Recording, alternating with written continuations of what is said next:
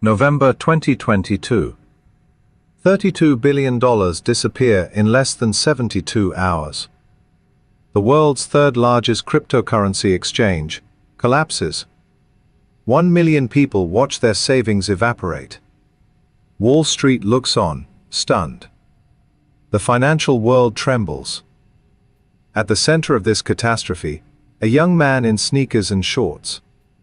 Messy hair, sleeping on a beanbag in his office in the Bahamas. Sam Bankman-Fried. Son of Stanford professors. MIT genius. The face of ethical capitalism. The man who promised to save the world through cryptocurrencies.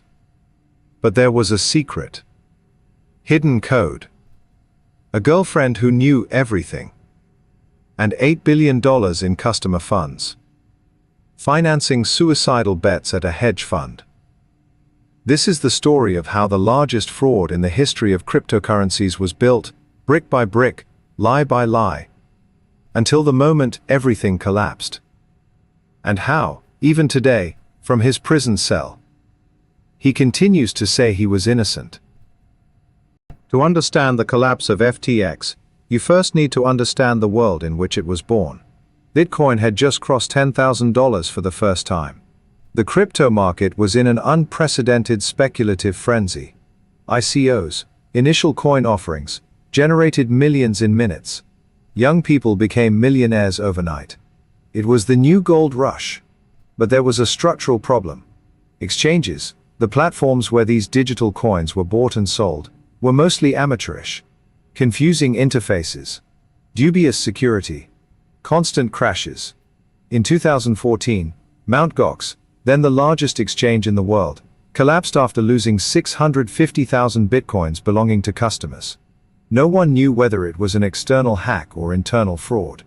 The sector needed credibility. Respectable faces. Institutions that looked serious. This is where the concept of effective altruism comes in. A philosophical movement born in elite universities. The idea was simple but seductive. Earn as much money as possible, as efficiently as possible, and then donate it to causes that would save the greatest number of lives. Pure utilitarianism applied to capitalism. Sam Bankman-Fried, or SBF, as he became known, became one of the faces of this movement. Trained in physics at MIT, he began working at Jane Street Capital, one of the most secretive and profitable trading firms on Wall Street. There he learned arbitrage, exploiting market inefficiencies, how to turn milliseconds into millions. In 2017, at age 25, he left Jane Street. He founded Alameda Research with a group of colleagues tied to effective altruism. The stated goal? Trade cryptocurrencies, generate astronomical profits, and then donate everything. But behind the scenes, something else was happening. Alameda discovered a gold mine. The kimchi premium. A market inefficiency between Asian and American exchanges. Bitcoin was worth more in Japan and South Korea than in the United States. Buy cheap on one side, sell expensive on the other. Profits of 20–30% per transaction. For months, Alameda generated obscene returns. But this world, the world of crypto arbitrage, had a chronic problem. Liquidity. To move large amounts of money between exchanges, countries, fiat and digital currencies, you needed accounts everywhere. Banking relationships. Fast access. Existing exchanges were slow. Bureaucratic. Charged exorbitant fees. That's when SBF had the idea. What if we became the exchange ourselves? May 2019. FTX, Futures Exchange, is born. Incorporated in Antigua and Barbuda, headquartered in the Bahamas, FTX promised to be different. Clean interface. Innovative derivatives products. Leverage up to 100 times. And above all, an image of seriousness the sector had never had. SBF presented himself as the anti-crypto bro. No Lamborghinis. No ostentation. Old sneakers, wrinkled t-shirts, uncombed hair. Slept in the office. Played League of Legends during meetings. Talked about donating his entire fortune. It was capitalism with a conscience. The billionaire who didn't want to be a billionaire. And Wall Street believed. Sequoia Capital, One of the most prestigious venture capital firms in the world, invested. SoftBank joined. Temasek, Singapore's sovereign wealth fund. More than 60 institutional investors. By January 2022, 3 years after launch, FTX was valued at $32 billion. But all of this rested on a lie. Because from the beginning, FTX and Alameda Research, supposedly two separate companies, were never truly separate. FTX customer money was being used to finance Alameda's speculative bets. There was hidden code in the system. A backdoor that allowed Alameda to withdraw funds without limits, without margin requirements, without oversight. And only 4 people knew. Sam Bankman-Fried, Gary Wang, co-founder and CTO. Nishad Singh, head of engineering. And Caroline Ellison, the girlfriend, the CEO of Alameda. The woman who, years later, would destroy SBF in court. But before the collapse, before the betrayal, before the handcuffs, there was the rise. And it was dizzying. Sam Bankman-Fried was born on March 6, 1992, in Stanford, California. Son of law professors. From an early age, he breathed debates about ethics, utilitarianism, economic theory. He entered MIT, specialized in physics, discovered effective altruism, a movement that preached earning as much money as possible and then donating it all. Capitalism with a conscience. It was the perfect philosophy for someone obsessed with optimization. At 22, he joined Jane Street Capital, one of Wall Street's most secretive trading firms. There he learned arbitrage, exploiting inefficiencies, turning milliseconds into millions. And he met Caroline Ellison, daughter of MIT economists, math prodigy, international Olympiad medals, Jane Street intern in 2015. They shared the same philosophy, the same obsession with numbers. They began a strange relationship, intellectual, secretive. Sam left Jane Street, founded Alameda Research to trade cryptocurrencies. Caroline joined the team. The strategy was simple: arbitrage between exchanges. Bitcoin worth more in South Korea than in the US. Buy cheap, sell expensive. Repeat 1,000 times a day. In the first 6 months, Alameda generated more than $20 million in profits. But there were problems from the start. April 2018. Half the team quit. Sam made unilateral decisions, took risky bets without consensus, answered to no one. Caroline stayed, and was gradually promoted. But when the crypto market entered winter, Bitcoin from $20,000 to $3,000, arbitrage stopped working. Alameda needed a new strategy. And Sam had an idea. What if we create our own exchange? May 2019. FTX is born. Gary Wang, Sam's best friend since MIT, wrote the code. And included something no one knew about: an unlimited credit line for Alameda. No margin, no limits, no oversight. Alameda could withdraw customer funds from FTX whenever it wanted. It was a hidden backdoor in the system. And for years, no one suspected. Because the facade was perfect. 2019 to 2022. FTX explodes. The exchange promised to be different. Clean interface, innovative products, crypto derivatives no one else offered, leverage up to 100 times, and above all, an image of seriousness. SBF presented himself as the anti-crypto bro. Old sneakers, messy hair, slept on a beanbag in the office, talked about donating his entire fortune. Wall Street loved it. July 2021, FTX raises $900 million. Valuation, $18 billion. Investors? Sequoia Capital, SoftBank, Temasek. January 2022. New funding round. FTX now worth $32 billion. Third largest cryptocurrency exchange in the world. But SBF didn't just want to be rich. He wanted to be influential. He began donating millions to political campaigns. Democrats and Republicans. Became the second largest individual donor in the 2022 midterms. $90 million. He dined with senators. Testified before Congress on regulation. Had direct access to centers of power. Then came the celebrities. February 2022. Super Bowl. 100 million viewers watch an ad where Larry David rejects every major invention in history. The wheel. The light bulb. Democracy. And at the end, he rejects FTX. Doesn't seem right. And I'm never wrong about these things. The ad ends, "Don't be like Larry." Cost, $13 million. Tom Brady and Gisele Bündchen became brand ambassadors. Received $30 million in FTX shares. Appeared in ads asking, "You in?" Stephen Curry. Shaquille O'Neal. Naomi Osaka. Kevin O'Leary from Shark Tank. $18 million in payments. All promoted FTX as safe. Easy. The future of finance. FTX bought the naming rights to the Miami Heat Arena. Sponsored Major League Baseball. It was everywhere. And SBF became a celebrity.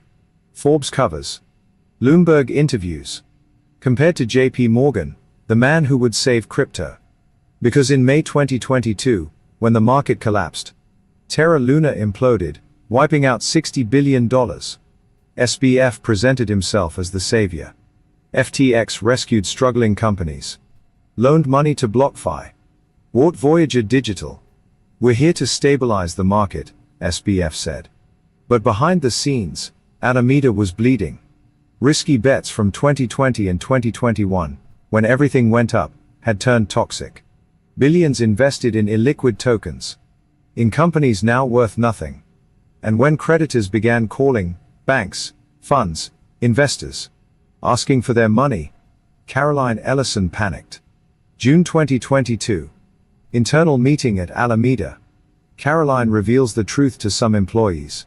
"We used FTX customer funds. Billions. To cover our losses." Nishad Singh, head of engineering, was shocked. Felt betrayed. He contemplated suicide. But he didn't report it. Gary Wang also knew. From the beginning. After all, he wrote the code. And SBF? He kept smiling for the cameras. Giving interviews.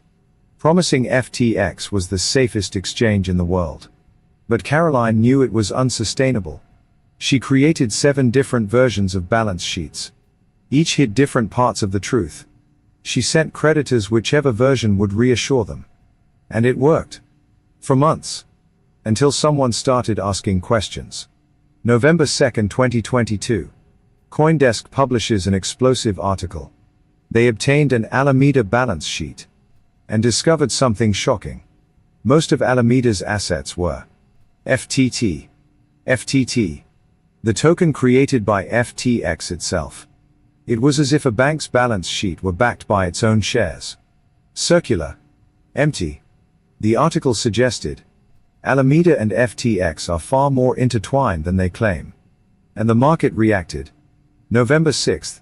Changpeng Zhao, CZ, CEO of Binance, FTX's biggest rival, posts a devastating tweet. "Due to recent revelations, we have decided to liquidate all our FTT positions." Binance held more than $500 million in FTT. The market panicked. If Binance is selling, something is wrong. And the bank run began. November 6, 2022. Sunday. CZ's tweet triggers a run on withdrawals. FTX customers try to withdraw funds. Millions, then hundreds of millions, then billions. FTX can't process them. Because the money isn't there. It's at Alameda. Locked in illiquid investments. Tokens no one wants. Bets gone wrong. SBF tries to calm the panic. Tweets, "FTX is fine. Assets are safe." But with every dollar withdrawn, pressure increases. November 8, Tuesday. In desperation, SBF calls CZ. "FTX needs help. Are you willing to buy us?" CZ hesitates. Binance and FTX are rivals. But it could be an opportunity. Eliminate competition. Acquire technology. Gain millions of customers. He releases a statement. Binance has signed a non-binding letter of intent to acquire FTX. The market exhales. Maybe there's hope. But CZ demands one condition. I want to see the books. Everything. Full audit. When Binance's lawyers begin reviewing FTX's documents, they find total chaos. No separation between customer funds and company funds. Amateur accounting. Hidden accounts. Unrecorded transactions. They discover the fiat at account. A mislabeled account hidden in the system. Balance, -$8 billion. -$8 billion. Money that should be there, but isn't. November 9th, Wednesday. CZ releases another statement. After reviewing the situation, Binance has decided not to proceed with the acquisition. FTX is alone, and panic turns to hysteria. $6 billion in withdrawal requests over the next 72 hours. FTX can process only a fraction. At FTX's Bahamas offices, chaos reigns.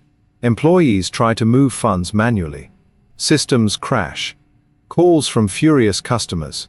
Betrayed investors. Creditors demanding answers. Nishad Singh feels suicidal. Later testifies, I thought about ending my life. I couldn't deal with what we had done. Caroline Ellison panics. Calls SBF constantly. What do we do?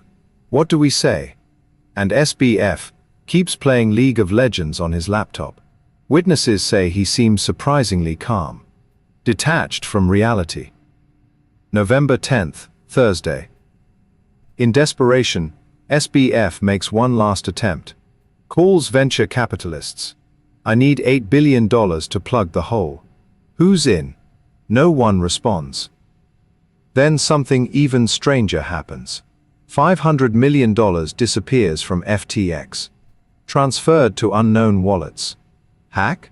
Inside theft? To this day, no one knows for sure. November 11th, Friday. FTX files for bankruptcy. Chapter 11. More than 130 FTX-related companies included. Sam Bankman-Fried resigns as CEO. John J. Ray III, the lawyer who oversaw Enron's bankruptcy, is appointed to manage recovery. Days later, in court testimony, Ray says something devastating. Never in my career, including Enron, have I seen such a complete failure of corporate controls. I do not trust a single piece of paper from this organization. The truth begins to emerge. FTX balance sheets dated November 10th show $9 billion in liabilities, but only $900 million in liquid assets. An $8 billion hole. Customer money. Gone. And everyone asks, where is SBF? Still in the Bahamas, in his penthouse, giving interviews. Yes, interviews. November 18th, SBF appears at the New York Times Dealbook Summit. Live, via video. Andrew Ross Sorkin asks, what happened? SBF replies, hair as disheveled as ever. Look, I messed up. I didn't realize Alameda had such a large position. I didn't manage risk properly. A non-confession. Admits mistakes, not crimes. He continues giving interviews, podcasts, Twitter spaces, as if he could explain the unexplainable. But behind the scenes, authorities move. The SEC opens an investigation. The Department of Justice too. And the Bahamas, under US pressure, prepare to act. December 12th. Monday. The Bahamian police arrest Sam Bankman-Fried at his apartment. Extradition request from the United States. The charges are devastating. Wire fraud, investor fraud, money laundering, conspiracy, campaign finance violations. 7 federal crimes. Maximum combined sentence, 115 years. Then the betrayals begin. December 19th. Caroline Ellison and Gary Wang plead guilty. Agree to cooperate. February 2023. Nishad Singh also pleads guilty. admits writing the code that enabled the diversion of funds. SBF is alone. And realizes the three people who knew everything, the three he trusted most, will testify against him, including the woman he loved. October 2023. The trial begins. Federal Court in Manhattan. Judge Lewis Kaplan presiding. Caroline Ellison takes the stand. Avoids looking at SBF. For 3 days, she destroys him. She explains how SBF told her to create fake balance sheets. How he instructed her to lie to creditors. How they used customer funds to cover Alameda's losses. And reveals something more personal. Their relationship was toxic. On again. Off again. Secretive. He used emotional leverage over her. She felt pressured. Manipulated. I didn't want to lie, Caroline says through tears. But I felt I had no choice. And when everything finally collapsed, I felt relief. Relief that I didn't have to lie anymore. SBF watches. Impassive. Yari Wang testifies. Nishad Singh testifies. All confirm the same story. The defense argues SBF didn't know the full extent. That he delegated. Trusted the wrong people. But the evidence is overwhelming. November 2, 2023. The jury deliberates for 4 hours. Verdict. Guilty on all 7 counts. March 28, 2024. Federal Court in Manhattan. Courtroom 26A. Sentencing. Judge Lewis Kaplan looks directly at Sam Bankman-Fried. You orchestrated one of the largest financial frauds in American history. You betrayed the trust of millions. And throughout this process, you have shown no genuine remorse. Pause. I sentence you to 25 years in federal prison. 25 years. Plus forfeiture of $11 billion. SBF, at 32, will not leave prison before 2049. He will be 57. The room falls silent. SBF's parents, Joseph Bankman and Barbara Fried, Stanford professors, cry. They had written letters to the judge.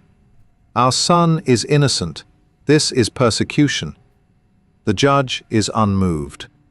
And SBF keeps the same empty expression, as if he can't believe it's happening.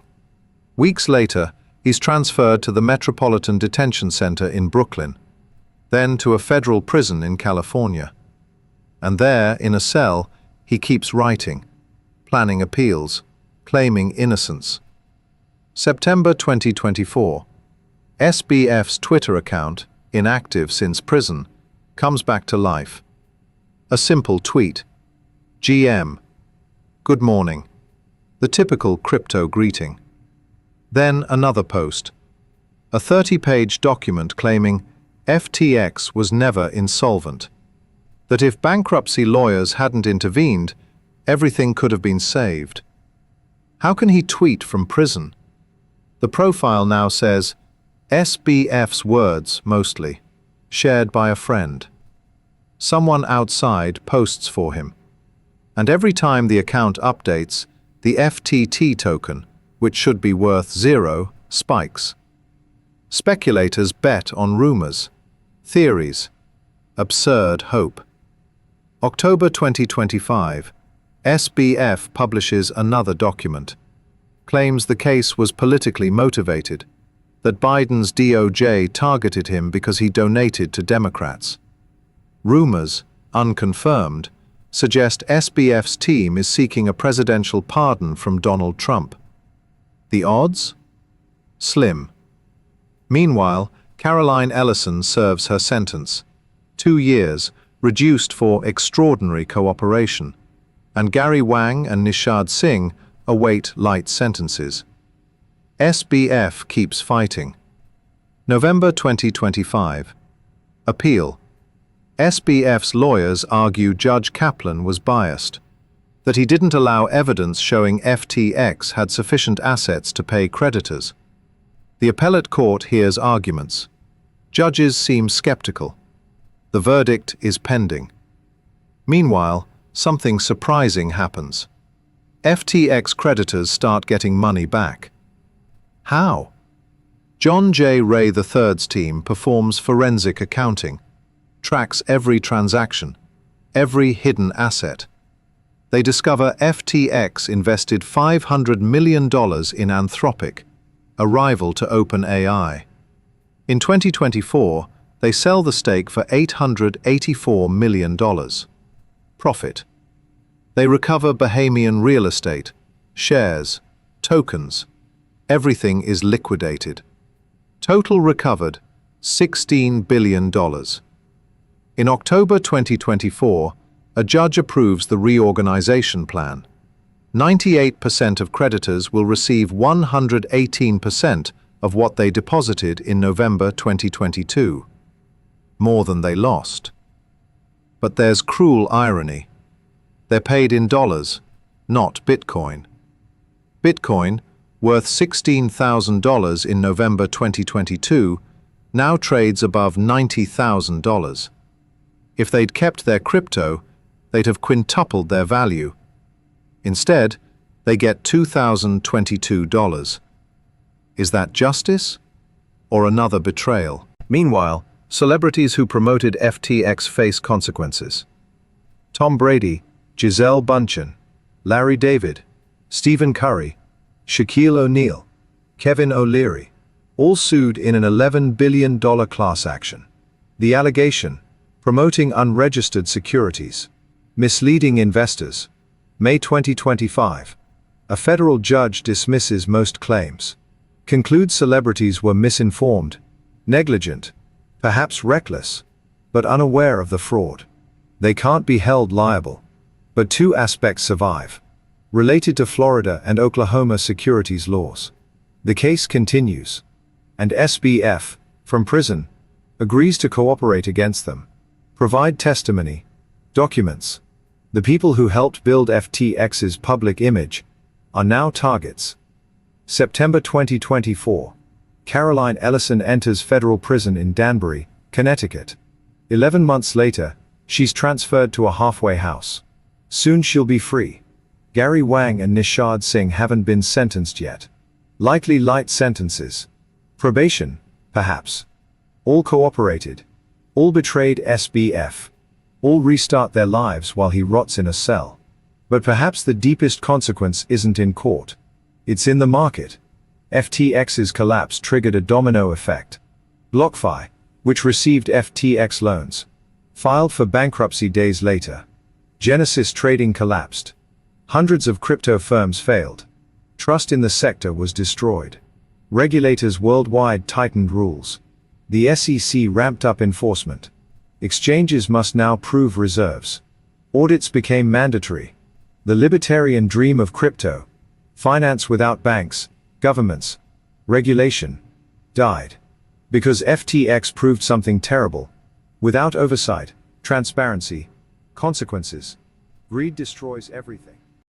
January 2026. 2 years after the collapse, the FTX story still echoes. SBF remains in prison. The appeal is pending. The Twitter account stays active, fueling theories, speculation, empty hope. The FTT token still trades, worth cents. But whenever there's news, a tweet, a pardon rumor, a legal update, it spikes 20–30%. Speculators bet on narratives, not fundamentals. Proof nothing was learned. But real changes exist. Worldwide, crypto faces unprecedented regulation. The EU passed MiCA, Markets in Crypto Assets, the most comprehensive crypto legislation ever. The US debates similar rules. Exchanges must now prove reserves, independent audits, mandatory separation between customer and company funds. The Wild West is over. Some say FTX killed crypto. It didn't. Bitcoin hit new all-time highs in 2024. Ethereum keeps growing. Blockchain expanded beyond speculation. Smart contracts, DeFi, real-world asset tokenization. FTX didn't kill crypto. It killed the illusion that it could exist without rules, and left a brutal lesson. Trust without verification is just blind faith. SBF presented himself as an altruist, the genius who would save the world through crypto, the ethical capitalist. But in the end, he was just another one. Greed disguised as virtue, fraud wrapped in philosophy. And the defining question isn't, how did he do it? It's, how did no one see it? Wall Street invested. Sequoia Capital, SoftBank, Temasek, some of the world's most sophisticated investors, failed basic due diligence. Celebrities promoted without questioning. Tom Brady, Larry David, Kevin O'Leary, trusted image, not facts. Regulators slept. The SEC acted only after collapse. And millions of ordinary people deposited savings into a platform that never had a real audit. Because they wanted to believe that crypto was the future, that SBF was different, that this time the financial system could be reinvented without past flaws. But history repeats. Enron, Lehman Brothers, Bernie Madoff, FTX. Names change, technologies change, essence remains. When enough money is at stake, someone will try to steal it. And as long as people believe without verifying, there will always be another FTX waiting to happen. If you were an FTX investor in November 2022 and could recover your money, but only in dollars, not Bitcoin, would you accept? Or would you rather have kept your crypto, knowing it could have multiplied fivefold? Think about it.